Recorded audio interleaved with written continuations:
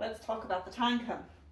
It does have the LED light up screen here that will tell you how much battery is left on it, and it'll tell you if it's in it'll tell you if it's in auto mode or max mode. Auto mode just goes at the regular pace, and then max mode is like super duty cleaning. It does have a mode to detect if it comes across a dirtier section of the floor where it knows it needs to power boost, I guess, or give it a little bit more suction. And so this is the clean water tank here. You just keep that full with clean water and the Tineco solution and pop that back in.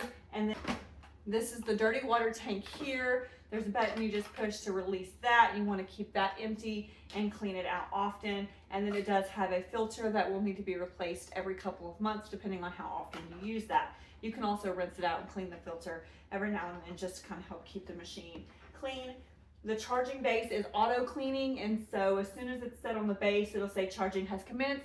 So it will detect if it needs to be auto cleaned, and then it'll auto clean itself as long as there's clean water in the tank and the dirty water tank is empty. And if it's not, it will tell you dirty water tank needs to be emptied. This Tineco is absolutely perfect for using on tile or vinyl plank, anything that's not like hardwood or carpet, obviously. It's like 2-in-1 vacuum and mop. It's absolutely incredible. It's a great machine. I use it for cleaning at my clients' houses as well as my own house, and I love it to death.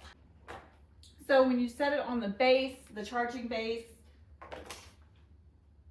charging has commenced. Auto detecting whether to run self-cleaning cycle. Please begin self-cleaning cycle. to begin self-cleaning cycle, you're just gonna hit the top button up here, Start self-cleaning. and then it cleans, just like that.